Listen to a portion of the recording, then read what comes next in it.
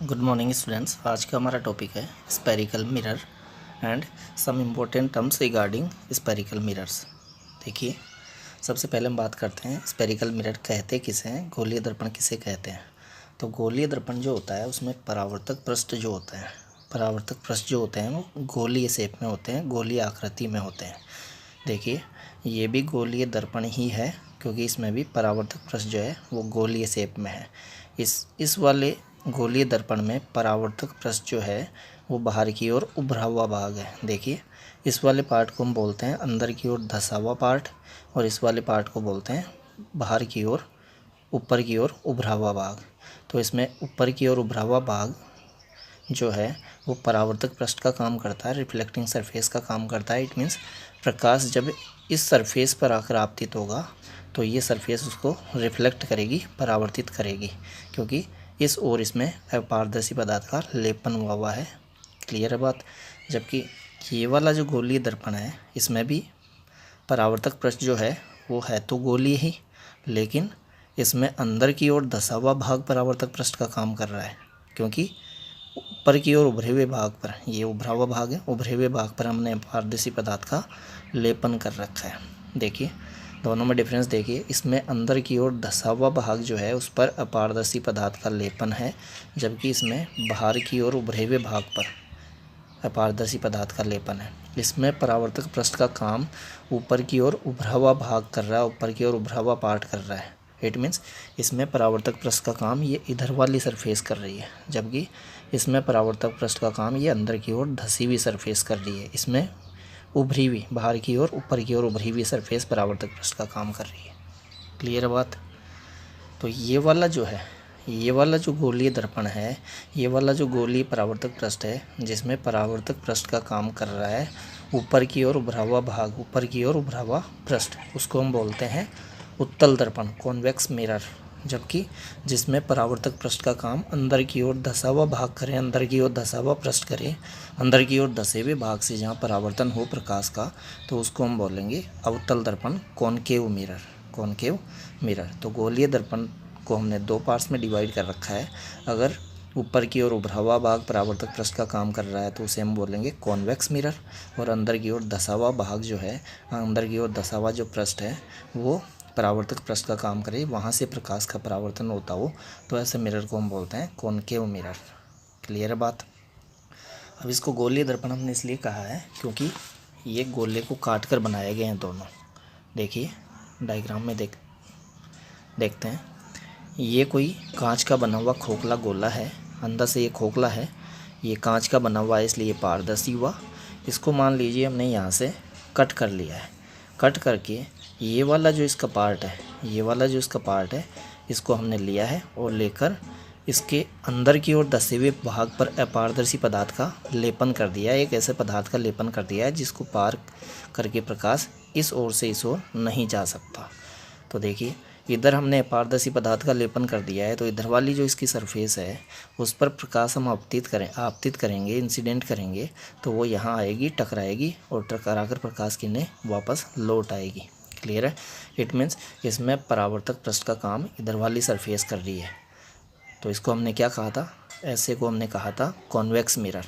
तो ये उत्तल दर्पण हुआ, कॉन्वेक्स मिरर हुआ। लेकिन अगर ये जो गोला था इसको हम काटते और काट कर इसका ये जो पृष्ठ हमें प्राप्त होता है, इस पृष्ठ के इस बाहर की ओर उभरे हुए भाग पर, ऊपर की ओर उभरे हुए भाग पर हम अपारदर्शी पदार्थ का लेपन करते, देखिए इस तरीके से। तो फिर अंदर की ओर धंसा हुआ भाग यहाँ परावर्तक पृष्ठ का काम करता, प्रकाश का परावर्तन इस अंदर की ओर धंसे हुए पार्ट से होता, अंदर की ओर धंसे हुए पार्ट से होता। तो फिर ऐसे मिरर को हमने कहा था कॉनकेव मिरर, अवतल दर्पण। क्लियर है बात। इसको हम ऐसे न रखकर ऐसे भी रख सकते हैं, ये और ये एक ही बात है, क्योंकि देखिए इसमें भी अंदर की ओर धंसा हुआ जो पार्ट है वो परावर्तक पृष्ठ का काम कर रहा है, इसमें भी अंदर की ओर धंसा हुआ भाग ही परावर्तक पृष्ठ का काम कर रहा है। इसको बस हमने उठाकर यूँ करके इधर रख दिया है। क्लियर है बात। तो ये हुआ उत्तल दर्पण, ये हुआ अवतल दर्पण। अगर परावर्तक पृष्ठ का काम ऊपर की ओर उभरा हुआ पार्ट करे, ऊपर की ओर उभरा हुआ भाग करे तो उत्तल दर्पण, अंदर की ओर धंसा हुआ भाग परावर्तक पृष्ठ का काम करे तो अवतल दर्पण। और गोलीय दर्पण हमने इसलिए कहा है इनको क्योंकि ये उत्तल दर्पण भी गोले का एक भाग ही हुआ, गोले को काट कर उस गोले के एक भाग पर एक भाग पर एक और अपारदर्शी लेपन करके हमने इसे बनाया है। ऐसे ही इस गोले को काट कर इसका जो एक भाग हमें प्राप्त हुआ था उस एक भाग के एक और अपारदर्शी पदार्थ का लेपन करके ही हमने इसे प्राप्त किया है। इसीलिए इनको हम गोलीय दर्पण बोलते हैं, स्पेरिकल मिरर बोलते हैं। क्लियर बात। अब देखिए, एक समतल दर्पण भी होता था। समतल दर्पण में ये समतल सतह होती है और इसके पीछे की सरफेस पर अपारदर्शी पदार्थ का लेपन हुआ होता है। ये वाली परावर्तक पृष्ठ का काम करती है, लेकिन ये समतल सतह है, जबकि अभी वाले केस के अंदर इस तरीके से वो गोलीय सरफेस है। क्लियर बात। तो गोलीय पृष्ठ जो है परावर्तक पृष्ठ हो, गोलीय पृष्ठ हो परावर्तक पृष्ठ, वो गोलीय दर्पण होंगे, और समतल पृष्ठ हो परावर्तक पृष्ठ, जहाँ से परावर्तन हो समतल हो, तो उसको हम समतल दर्पण बोलते थे। दैनिक जीवन में हम चेहरा देखने में समतल दर्पण ही यूज में लेते हैं। क्लियर बात। अब देखिए, some important terms regarding spherical mirrors. इसको हमने कहा था कॉन्वेक्स मिरर, उत्तल दर्पण। इसको हमने कहा था अवतल दर्पण, कॉनकेव मिरर। देखिए, हमने कहा था कि ये वाला जो दर्पण है ये भी गोले का एक पार्ट ही है। देखिए, इस गोले का यहाँ से यहाँ तक का जो पार्ट है वो है ये मिरर, और ये भी गोले का एक पार्ट ही है। तो जिस गोले का ये पार्ट है ये मिरर और ये मिरर, उस गोले का जो सेंटर है उस सेंटर को हम बोलते हैं सेंटर ऑफ कर्वेचर, वक्रता केंद्र। देखिए, इस गोले का सेंटर हुआ ये, तो इस सेंटर को हम बोलते हैं इस दर्पण का, इस उत्तल दर्पण का वक्रता केंद्र। ऐसे ही इस गोले का सेंटर हुआ ये, तो इस सेंटर को हम बोलेंगे वक्रता केंद्र किसका, इस वाले मिरर का, इट मीन्स अवतल दर्पण का, अवतल दर्पण का। तो देखिए, इसमें इस उत्तल दर्पण का जो वक्रता केंद्र है वो अपारदर्शी लेपन की तरफ है, जबकि इसका जो वक्रता केंद्र है वो परावर्तक पृष्ठ की तरफ है। परावर्तक पृष्ठ ये वाला है, इसमें लेपन वाला पार्ट जो तो पीछे वाला है, तो इसमें परावर्तक पृष्ठ की ओर है वक्रता केंद्र, जबकि इसमें अपारदर्शी लेपन जिस ओर कर रखा है उस ओर है वक्रता केंद्र। क्लियर बात। अब देखिए, इसके पोल की बात करते हैं, ध्रुव की बात करते हैं। ये वाला जो दर्पण है और ये वाला जो दर्पण है, इनका जो मिड पॉइंट होता है, दर्पण के परावर्तक पृष्ठ का जो मिड पॉइंट है, mid point of the reflecting surface of the spherical mirror is called पोल।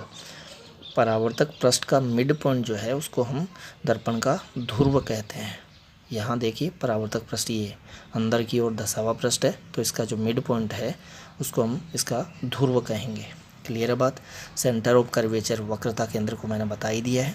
फिर रेडियस ऑफ कर्वेचर की बात करते हैं, वक्रता त्रिज्या की।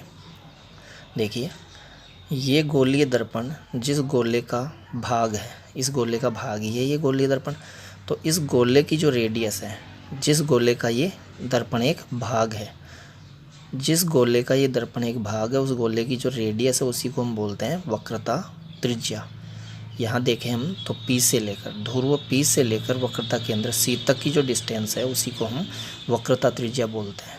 यहाँ भी देखें तो वही बात है, ध्रुव P से वक्रता केंद्र C तक की जो डिस्टेंस है उसको हम वक्रता त्रिज्या बोलते हैं, उसे कैपिटल R से डिनोट करते हैं। तो डेफिनेशन बोलें तो क्या बोलेंगे, डेफिनेशन इस तरीके से भी बोल सकते हैं कि गोलीय दर्पण के ध्रुव P व वक्रता केंद्र C के बीच की जो दूरी है उसे गोलीय दर्पण की वक्रता त्रिज्या कहा जाता है। या यूँ भी बोल सकते हैं, गोलीय दर्पण जिस गोले का भाग है उस गोले की जो त्रिज्या है उसे ही हम उस गोलीय दर्पण की वक्रता त्रिज्या कहते हैं।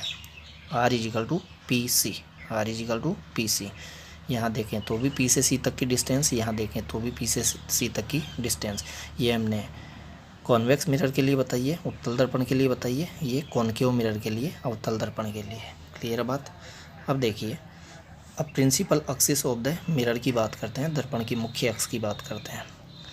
तो दर्पण के ध्रुव P व उसके वक्रता केंद्र C से गुजरने वाली ये जो रेखा है, ये इधर भी एक्सटेंड कर सकते हैं इन्फिनिटी तक और इधर भी एक्सटेंड कर सकते हैं इन्फिनिटी तक।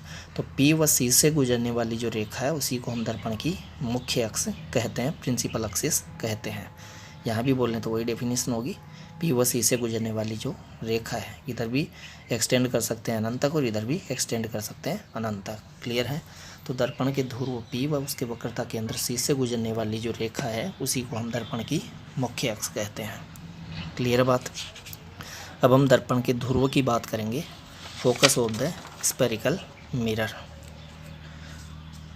तो देखिए, फोकस की डेफिनेशन के लिए हमें एक समांतर प्रकाश किरण लेनी होती है दर्पण पर आपतित होती हुई उसकी मुख्य अक्ष के समांतर। देखिए, ये इस दर्पण की मुख्य अक्ष है, प्रिंसिपल एक्सिस है। हमने कहा था कि पी व सी से गुजरती हुई जो रेखा है उसी को हम मुख्य अक्ष कहते हैं। तो देखिए, ये पी व सी से गुजरती हुई रेखा है, मुख्य अक्ष है।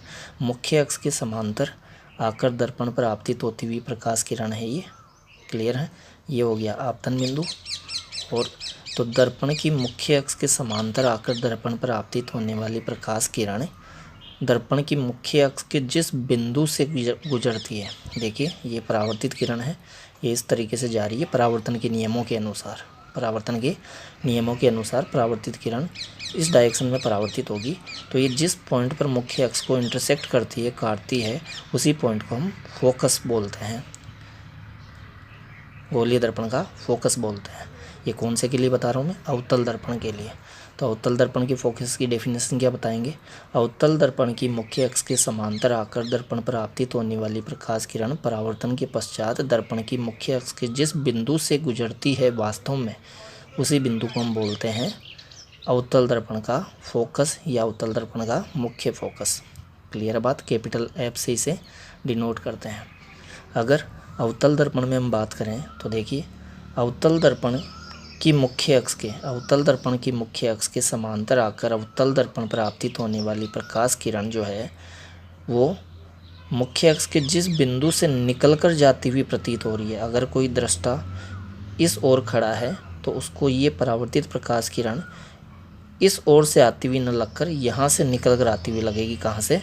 ऐप से। मुख्य अक्ष के जिस बिंदु से निकलकर आती हुई प्रतीत होगी इधर खड़े किसी दृष्टा को, तो जिस मुख्य अक्ष के जिस पॉइंट से निकलकर ये आती हुई प्रतीत होगी उसी पॉइंट को हम बोलेंगे उत्तल दर्पण का फोकस। तो डेफिनेशन बनाएं तो क्या? उत्तल दर्पण की मुख्य अक्ष के समांतर आकर दर्पण पर आपतित होने वाली प्रकाश किरण परावर्तन के पश्चात दर्पण की मुख्य अक्ष के जिस बिंदु से निकलकर जाती हुई प्रतीत होती है, निकलकर आती हुई प्रतीत होती है, उसी पॉइंट को हम बोलते हैं उत्तल दर्पण का मुख्य फोकस या उत्तल दर्पण का फोकस। देखिए, ये जो इधर परावर्तित होकर गई है वो परावर्तन के नियमों से ही गई है। परावर्तन के दो नियम हमने बताए थे, R=I बताया था और दूसरा बताया था कि आपतित किरण, परावर्तित किरण व विलंब तीनों एक ही तल में होते हैं। इसमें देखिए, ये परावर्तित किरण जो है वो इस ओर तो जा नहीं सकती, फोकस की ओर जा नहीं सकती, वक्रता केंद्र की ओर जा नहीं सकती, क्योंकि पीछे की तरफ पोलिस है और इसमें फोकस व वक्रता केंद्र पोलिस की ओर होते हैं। पोलिस मतलब ये जो अपारदर्शी लेपन है इस ओर वाले पार्ट की ओर होते हैं फोकस व सी, जबकि इसमें ये जो परावर्तक पृष्ठ है उस भाग की ओर ही होता है फोकस और उसकी ओर ही होता है वक्रता केंद्र।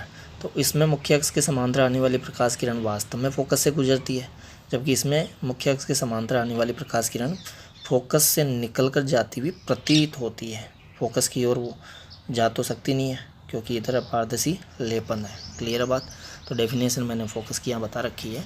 फोकस की डेफिनेशन में यहाँ वास्तविक फोकस है, ये इमेजनरी फोकस है, आभासी फोकस है। क्लियर बात?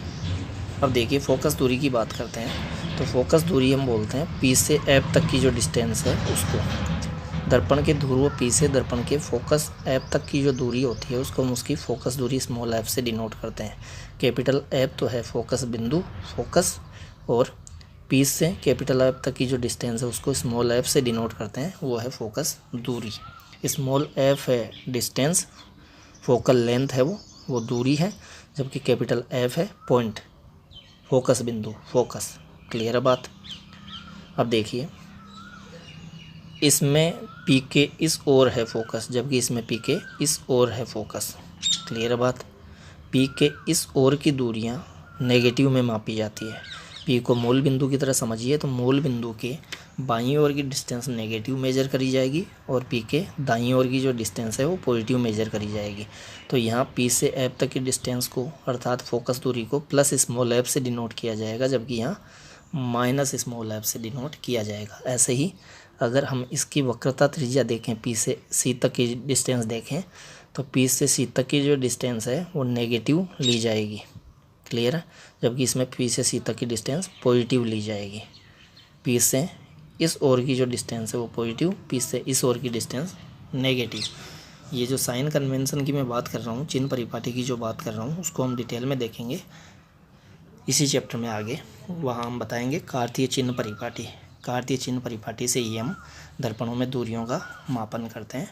तो उसमें कुछ दूरियाँ नेगेटिव तो कुछ पॉजिटिव आती है। अब कौन सी पॉजिटिव आती है, कौन सी नेगेटिव आती है, उसकी हम आगे बात करेंगे। यहाँ मैंने थोड़ा सा रफ आइडिया दिया है कि इसमें PF नेगेटिव, PCB नेगेटिव, इसमें PF पॉजिटिव, PCB पॉजिटिव।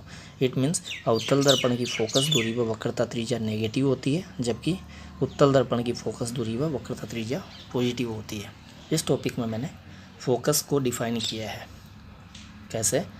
दर्पण की मुख्य अक्ष के समांतर आकर दर्पण पर आपतित होने वाली प्रकाश किरण मुख्य अक्ष के जिस बिंदु से गुजरती है या जिस बिंदु से निकलकर जाती हुई प्रतीत होती है, कौन? परावर्तित किरण। तो उसी बिंदु को हम बोलते हैं, मुख्य अक्ष पर स्थित उसी बिंदु को हम बोलते हैं दर्पण का फोकस। क्लियर है बात? अब देखिए, aperture of the spherical mirror की बात करते हैं, गोलीय दर्पण के द्वारक की बात करते हैं। ये मैंने यहाँ कॉनकेव मिरर लिया है। कॉनकेव मिरर कि ये जो पीछे वाली सरफेस है, इस पर मैंने अपारदर्शी लेपन कर रखा है, तो परावर्तक पृष्ठ का काम करेगी ये अंतर्दर्शी हुई सरफेस। क्लियर है बात? अब देखिए, एपरेचर हम किसको बोलते हैं? एपरेचर जो है वो द्वारक, हिंदी में इसके लिए वर्ड है द्वारक। द्वारक शब्द को हम द्वार समझे तो कितने द्वार से होते हुए किरणें आकर इस दर्पण पर आपतित हो रही है, उसी पार्ट को हम बोलते हैं दर्पण का द्वारक। देखिए, इस अवतल दर्पण पर इधर से जो प्रकाश किरणें आपतित हो रही है, उनके लिए द्वार का काम यहाँ से यहाँ तक का पार्ट कर रहा है। इट मीन्स इस दर्पण पर यहाँ से यहाँ तक प्रकाश किरणें आपतित हो सकती है। इसके इधर की तरफ जो प्रकाश किरणें आ रही होगी वो ऊपर से गुजर जाएगी, इसके नीचे से जो प्रकाश किरणें आ रही होगी वो इधर से गुजर जाएगी नीचे से। इट मीन्स दर्पण पर आकर आपतित होने वाली प्रकाश किरणों के लिए द्वार का काम यहाँ से यहाँ तक का पार्ट कर रहा है। इट मीन्स दर्पण के जो दोनों किनारे हैं, उन किनारों के बीच की ये जो लाइन हमने प्रदर्शित कर रखी है M1 M2, यही दर्पण का द्वारक है। क्लियर है बात? Aperture is an opening for light incoming light के लिए जो ओपनिंग है, क्लियर है बात, जो द्वार है वही क्या है? द्वारक है। तो ये गोलीय दर्पण के द्वारक की बात हुई। अगर हम फोकस तल की बात करें, फोकस तल भी एक टर्म होती है। फोकस तल हम बोलते हैं एक ऐसा तल जो दर्पण के फोकस से गुजरता हो और उसकी मुख्य अक्ष के लंबवत हो। देखिए, ये इसकी मुख्य अक्ष है, तो मुख्य अक्ष के तो हो लंबवत, और कहाँ से पास होता हो? उसके फोकस से पास होता हो। तो ऐसे तल को हम बोलते हैं फोकस तल। इसके लिए फोकस तल ये यहाँ होगा, जो कि मुख्य अक्ष के तो लंबवत होगा और इसके फोकस ऐप से गुजरता हुआ होगा। क्लियर है बात? अब हम बात करते हैं कि गोलीय दर्पणों से, अर्थात उत्तल दर्पण व अवतल दर्पण से जब हम प्रतिबिंब निर्माण करते हैं, तो हमें प्रतिबिंब निर्माण के लिए कम से कम 2 आपतित किरणों की आवश्यकता होती है। 2 आपतित किरणों से हम 2 परावर्तित किरणें लेते हैं और 2 परावर्तित किरणों के पॉइंट ऑफ इंटरसेक्शन पर, प्रतिच्छेद बिंदु पर प्रतिबिंब निर्माण करते हैं। तो हमें प्रतिबिंब निर्माण के लिए कम से कम 2 किरणों की आवश्यकता होती है। क्लियर है बात?